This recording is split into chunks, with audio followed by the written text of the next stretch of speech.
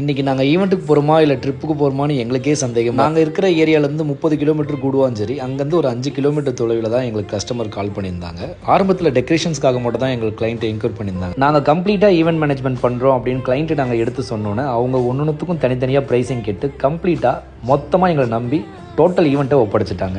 ஜென்ரலாக பண்ணுறதோட கொஞ்சம் எக்ஸ்ட்ரா எஃபெக்ட் போட்டு நாங்கள் பண்ணணுன்றதுல ரொம்பவே ஆர்வமாயிட்டோம். டெக்கரேஷன் முடிகிற டைம் வந்தோன்னே நாங்கள் மேலே ஃபுட்டு அரேஞ்ச்மெண்ட் பண்ணுறதுக்காக போயிட்டோம்.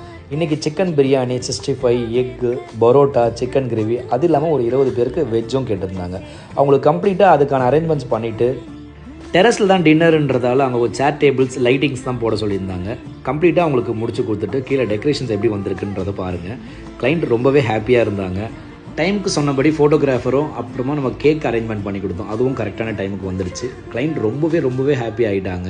அவங்க வர க்ரௌட்ஸ் எல்லாருமே எங்களை நீங்கள் தான் பண்ணிக்கலான்னு கேட்கும்போது எங்களுக்கு உள்ளுக்குள்ளே அவ்வளோ ஒரு சந்தோஷமாக இருந்தது. இந்த வீடியோ பார்க்குற எல்லாருமே பார்த்துட்டு உங்களுக்கு எப்படி இருக்குன்னு ஃபீட்பேக்ஸ் வந்து கமெண்ட்டில் சொல்லுங்கள். இன்னும் இது போல் நிறைய வீடியோ நீங்கள் பார்க்கணுன்னா எங்களை ஃபாலோ அண்ட் லைக் மறக்காமல் பண்ணிவிடுங்க. உங்களுக்கு பிடிச்சவங்களுக்கு ஷேரும் பண்ணிவிடுங்க.